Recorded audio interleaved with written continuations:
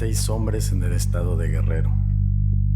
A 43 más se los llevaron a un lugar que hasta el día de hoy permanece en el silencio. La Policía Municipal de Iguala abrió fuego contra un grupo de estudiantes que venía camino a la capital para la conmemoración de otra masacre, la del 2 de octubre de 1968 en Tlatelolco. Y fue ahí donde nos dijeron, pues ustedes se lo buscaron. Dennos sus nombres reales, porque si nos dan sus nombres falsos nunca los van a encontrar.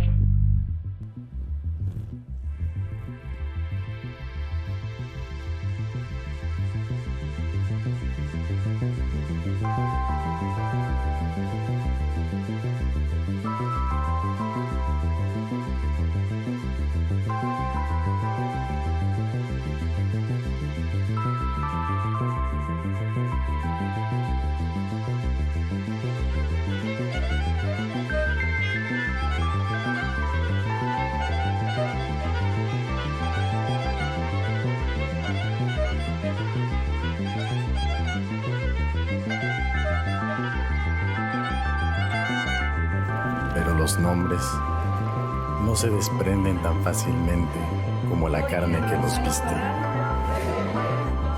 6 días más tarde, el 2 de octubre de 2014, marchamos de Tlatelolco al Zócalo de la Ciudad de México, con gritos que parecían siempre truncados. ¿Qué muerte encontraron los 43 de Ayotzinapa en su camino hacia nosotros? ¿Qué vicio absurdo marcha a nuestro lado? ¿De dónde viene esa vieja muerte que encontramos al asomarnos dentro de su rostro?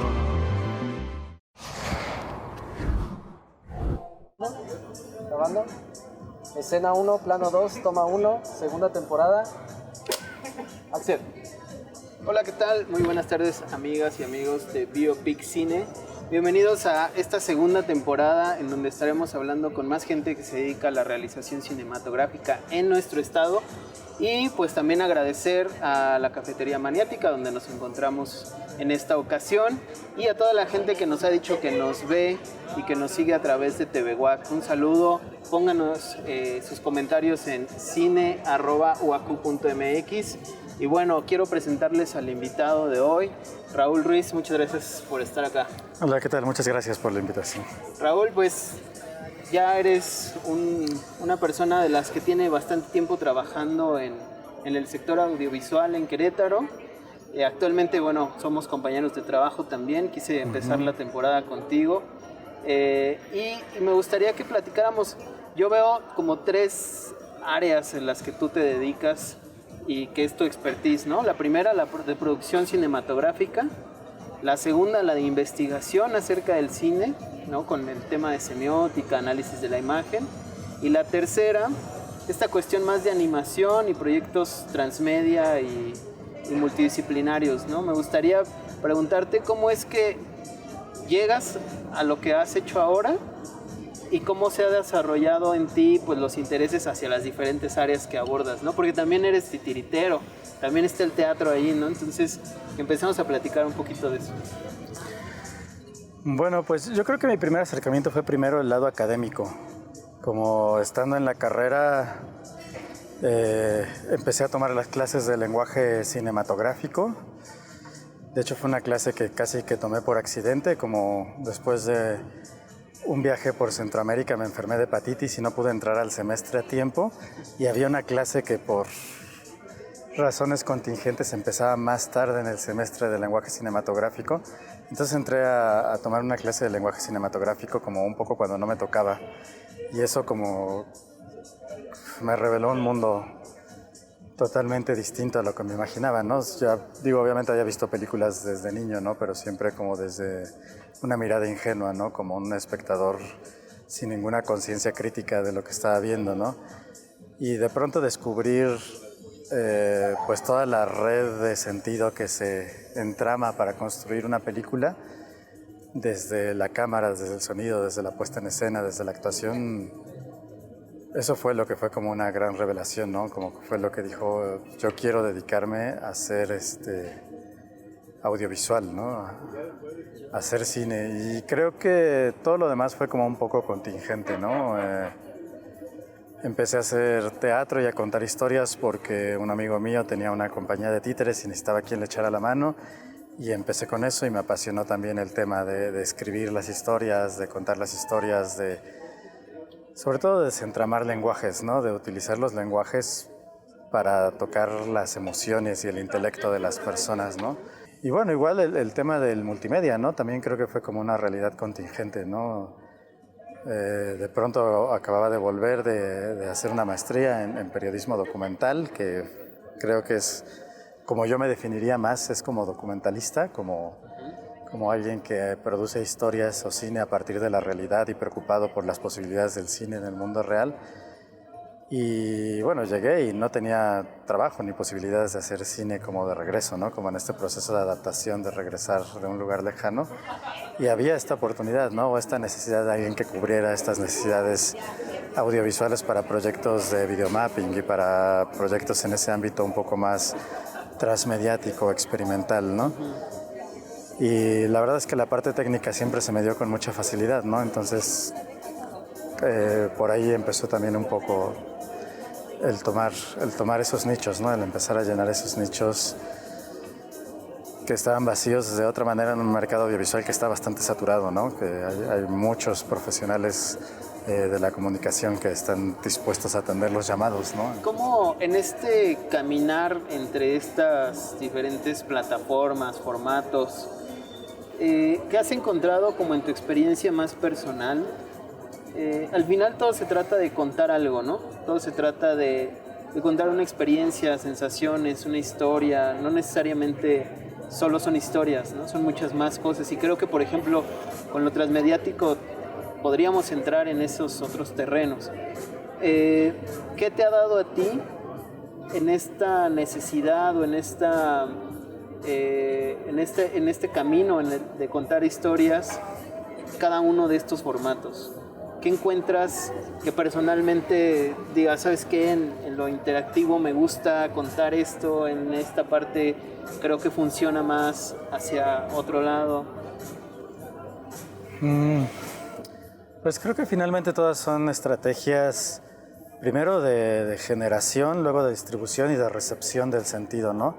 Como dices, al final no siempre se trata de contar historias, pero sí de generar sentido, ¿no? De detonar ciertos interpretantes, ya sea emocionales o intelectuales o discursivos, en la audiencia que está consumiendo lo que sea que estás haciendo, ¿no?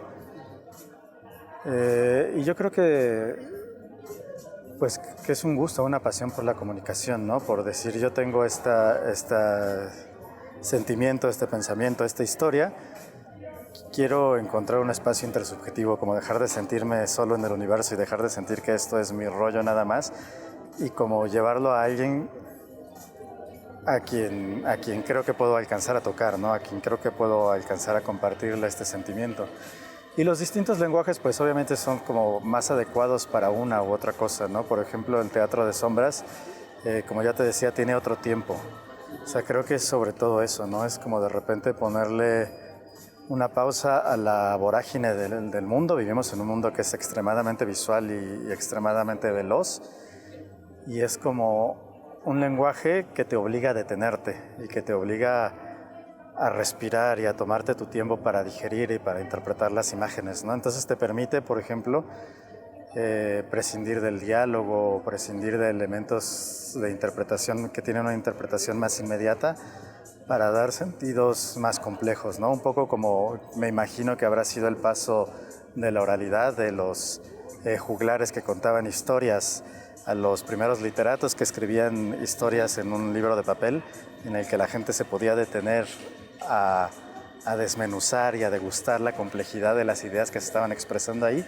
Yo creo que pasa lo mismo con la imagen en el teatro de sombras, ¿no? Por otro lado, el lenguaje transmedia, como puede ser la videoinstalación o el ensayo visual o el videomapping, creo que se prestan más para ir a lugares más abstractos, como a lugares en los que finalmente a lo mejor no sabes cuál fue la historia que te contaron o cuál fue el significado que quisieron generar en ti. Probablemente te cueste mucho trabajo explicarle a un compa de qué se trató, pero te quedas con una impresión emocional o con una disposición intelectual diferente, ¿no? Entonces creo que es un área en el que le ha permitido al audiovisual como penetrar en esa abstracción que siempre fue como más propia de las artes plásticas de vanguardia, ¿no? Y el cine documental, para mí lo que tiene es esta preocupación por las posibilidades en el mundo empírico de lo que estás representando, ¿no? Finalmente todas estas construcciones audiovisuales son ficciones, son utilizaciones del lenguaje para construir un mundo posible, un mundo discursivo que no es el mundo empírico, es el mundo interior del realizador que aspira a compartir con otros en un espacio intersubjetivo, ojalá lo más grande posible o lo más abarcativo posible, ¿no? Y para mí lo que hace documental a cualquier forma de expresión, en este caso el cine o cualquier otra, es la voluntad y la preocupación que tiene por las posibilidades que esta expresión tiene de actuar en el mundo real, ¿no? Creo que el documentalismo, a diferencia, por ejemplo, del periodismo, que tiene la necesidad de atender la comunicación contingente, de que los hechos hablen por sí mismos, el documental también tiene esta asincronía y este tiempo distinto que le permite, más que comunicar lo real, comunicar la esencia o buscar la esencia, ¿no? Buscar la poesía que te revela las verdades del mundo, ¿no? Estas construcciones discursivas de la realidad que son capaces de generar sentido intersubjetivo y de generar sentido plural para todos, ¿no? Entonces, para mí, el documental es fundamentalmente una forma de poesía que está preocupada por revelarnos un aspecto de la verdad o un aspecto de la realidad que de otra manera permanecería silencioso u oculto, ¿no? Sí, a mí me parece como...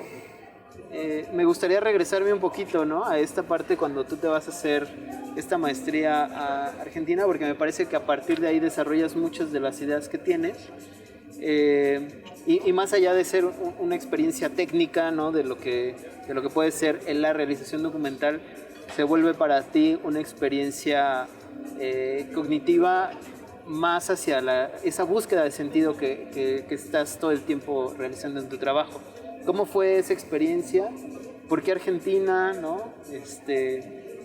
¿Por qué periodismo, no? Que además estamos hablando justo de lo documental y el periodismo, ¿no? Que tiene como... Creo que ahí se pone en juego la verdad, ¿no? Siempre. Entonces, ¿cómo fue esa experiencia ahí? Pues como muchas cosas en la vida hubo mucho serendipia, mucha atender las realidades contingentes. Yo terminé la carrera en comunicación, entré a trabajar en un área de publicidad haciendo comunicación digital, que en ese momento era como muy nuevo, como generando contenidos para redes en el 2008, en el que la idea de pasar el marketing tradicional a las redes todavía era algo como muy novedoso. Y la verdad es que en este trabajo era como profundamente infeliz, ¿no? O sea, estaba haciendo realización audiovisual, pero sentía que utilizar todos esos recursos y ese talento para vender cosas era como algo que me tenía profundamente insatisfecho, ¿no? Como que no le encontraba un sentido como de realización personal, ¿no?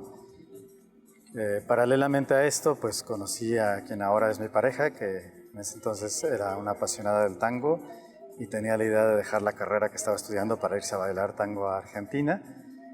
Y se juntaron como estas dos necesidades, ¿no? Un poco la necesidad de seguirla en la aventura del amor, del romance de la pareja, y la necesidad de encontrar algo en el audiovisual que me hiciera mucho más sentido, ¿no? Y entonces fue cuando me topé con este programa que se llamaba Periodismo Documental, que tenía materias de semiótica, de investigación social, de ciencia, de epistemología, como un aspecto muy filosófico del documental y otro aspecto muy práctico, ¿no? Y fue como una especie de revelación, como decir, bueno, es que este es el cine que puede conjuntar mi interés o mi necesidad de intervenir en la realidad del mundo con mi interés académico, estético, de utilizar el lenguaje audiovisual para hacer eso, ¿no? Y pues como dices, descubrí un mundo, ¿no? Porque pues las ideas del documental que se tienen como un espectador ingenuo, digamos, del cine documental, pues es que es un cine sobre lo real y ya, ¿no? Que no podemos separar a lo mejor del periodismo más que en el formato, ¿no? Es una película en lugar de ser una cápsula o un reportaje, ¿no? Y el abordaje filosófico, como toda la parte que trae como este estudio filosófico académico del documental, fue lo que fue una gran revelación para mí, ¿no? Como entender que no se trataba solamente de representar la realidad o, por ejemplo, de dejar todos estos paradigmas pues ya bastante obsoletos del siglo XX de la objetividad y del diálogo democrático dentro del periodismo, ¿no? Que el periodismo sigue ahí, ¿no? Vamos, como descubrirlo como una búsqueda estética, poética de la esencia, como lo hace la obra de arte, pero sin separarse de la posibilidad de intervención en la realidad. Creo que eso fue como la clave en el cambio de mi pensamiento, ¿no? Y bueno, a partir de ahí surge Habitantes del Silencio, ¿no? Tu tesis. Yo he tenido la oportunidad de verla un par de veces. Es una dura crítica, no solamente, yo diría como un proceso social, ¿no? Más allá de los temas puntuales que se tocan. Me parece que es una crítica a todo un proceso social y a un devenir histórico y a un momento muy específico también. Platícanos cómo surge esto y cómo pasas o cómo juegas con un tema que sucede en México estando en Argentina.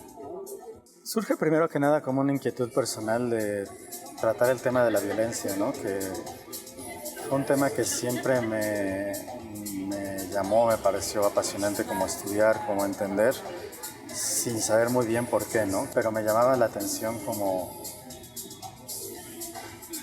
en nuestros procesos de identidad y de pertenencia como mexicanos, como siempre era la violencia el hilo conductor, ¿no? O el factor común, desde el genocidio colonial hasta la violencia como una tecnología de Estado que aplicó durante todo el siglo XX el Estado mexicano a través del Partido Revolucionario Institucional, ¿no?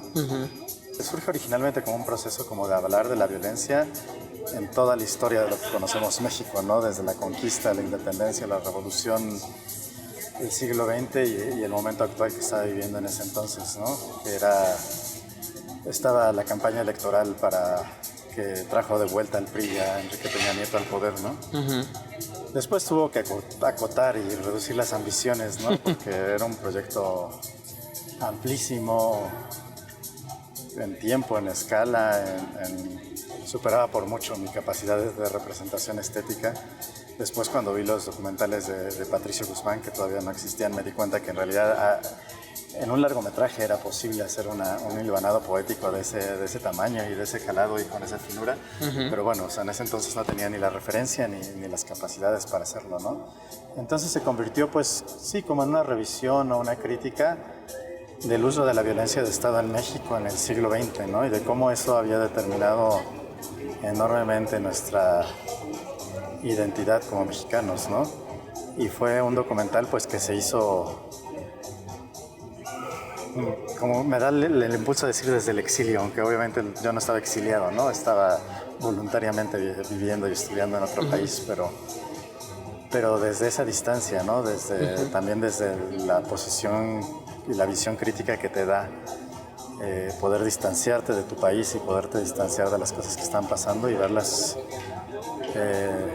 un poco desde afuera, ¿no? Me gustaría ya cerrar, Raúl, con una pregunta. Tenemos bien poquito tiempo, pero ¿qué opinas del panorama del cine queretano? ¿Cómo lo ves? ¿Hay industria? ¿No hay? ¿Hay movimiento? ¿Qué está pasando desde tu perspectiva? Pues hay muchas cosas. Primero que nada, yo creo que hay mucha gente talentosa trabajando tanto en las universidades como profesores, como estudiantes y como gente también fuera de estos circuitos que quiere hacer cine y que tiene acceso a mucho más cine del que se tuvo en ningún otro momento de la historia, a mucho más filosofía sobre el cine de la que se tuvo en otro momento de la historia, y creo que de ahí salen diálogos y salen conversaciones muy interesantes y proyectos muy interesantes que yo creo que con el tiempo adecuado van a cristalizarse en un cine queretano muy importante, ¿no? La industria es otro tema, ¿no? O sea, yo creo que también hay una industria del cine queretano que quiere ser industria, o sea, que quiere hacer cine con los modelos de producción que se hacen en la capital, que a la vez son copias de los modelos de producción del gran imperio cinematográfico norteamericano. Y está bien, ¿no? Que esa industria crezca, surja y se desarrolle porque trae dinero y trae maneras de producción y trae profesionalización técnica. Entonces hay una industria aspiracional queretana también, ¿no? Y yo creo que esos dos polos coinciden y se desarrollan paralelamente en Querétaro, ¿no? Los que quieren hacer cine porque aman el lenguaje y los que quieren hacer cine porque quieren hacer industria, ¿no? Y creo que son dos vías que están en un momento de desarrollo muy explosivo en Querétaro, ¿no? Muy bien, pues vamos a la siguiente sección y regresamos.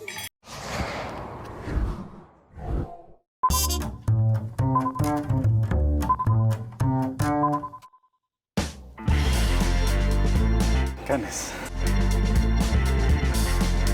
Foto. Clara. Parda. Tatiana Hueso. Documentalista. Drama. Películas. Los Rolling Stones. Atardeceres. Documental. Digital. Acción. Palomitas. Acción. Invierno. Largometrajes. Bardo. Patricia Guzmán.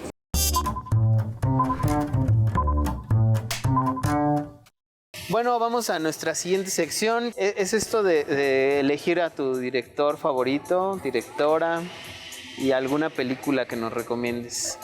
Yo sé que es difícil, pero algunos siempre tenemos más en la cabeza que otros, ¿no? Empecemos por directores o directoras. Pues yo tengo 3 directores, directoras, no sé cuáles. Puedo adivinar uno, pero a ver, dime, a ver si es cierto. Que son como siempre mis grandes referencias, ¿no? Obviamente no es una lista exhaustiva de ninguna manera, ¿no? Pero Patricia Guzmán, que ya lo mencionamos. Lo sabía, ese era el que iba a Es como mi top de la lista. Werner Herzog también es alguien a quien admiro mucho, sobre todo en su documentalismo. Y Agnès Varda, ¿no? Agnès Varda, que creo que tiene esta ingenuidad y esta inocencia y esta cualidad humana con la mayor simpleza, como tocar tu intelecto y tu pensamiento de una manera singular, ¿no? Sí, sí, sí. ¿Y qué película? Y además, algo interesante en los 3 es justo el abordaje que hacen como desde el documental, ¿no? Que a veces pareciera que en cualquiera de los 3 casos hay una cuestión de romper barreras, ¿no? También entre ficciones y documentales, ¿no? Entre la ficción, la no ficción, la verdad, la realidad, ¿no? Siempre son temas que están como jugando en sus películas, ¿no? Sí, yo creo que para mí lo que los une es como esta búsqueda poética de la esencia, ¿no? De develar algo de la realidad sin acotarse o sin restringirse como por esta idea de la factualidad o del objetivo en la representación, ¿no? Werner Herzog es el que lo hace como con mucho más claridad, ¿no? Sí, sí, sí. A él no le importa hacer una puesta en escena en la que dirige a estos personajes que no son personajes inventados, no son personajes ficcionales, pero les pide que actúen sus sueños, sus fantasías poéticas frente a la cámara, ¿no? Porque cree que en ello cree, y creo que todos los que hemos visto su cine coincidimos, que es una forma mucho más potente, ¿no? De comunicarnos la esencia de la realidad. ¿Tu película favorita? Pues de Herzog tendría que decir que es la caverna de los sueños olvidados, ¿no? Ajá, Además hay una reflexión pues metalingüística sobre el cine y sobre sus posibilidades y sobre la humanidad, lo humano de proyectar sombras sobre una superficie plana, en este caso sobre una cueva, ¿no? Que pues también es algo de lo que ya hablábamos un poco, ¿no? Cuando hablábamos del teatro de sombras, ¿no? De Guzmán pues diría El botón de nácar, aunque justo porque hace esto que yo siempre quise hacer en Habitantes del Silencio, ¿no? De hacer un arco desde los orígenes de los pueblos chilenos hasta la actualidad y tratar de hacer un proceso de realización o de reconciliación de la identidad, la pertenencia y la historia terrible de violencia que nos hermana a todos los países de Latinoamérica, ¿no? Pero no me quedaría sin ninguno de los programas, de las películas de la trilogía, ¿no? ¿Y de Barda? Nostalgia de la luz y su otra. Y de Barda diría Las playas de Añez. Ok. Bueno, pues eso fue todo por hoy. Muchas gracias, Raúl, por estar en esta entrevista. Muchas gracias a la gente que está viendo, al equipo de producción que está aquí presente tras las cámaras. Agradecerles una vez más a Maniática y no olviden escribirnos cine@waco.mx. A la primera persona que nos escriba le llegará un regalito especial. Muchas gracias. Corte.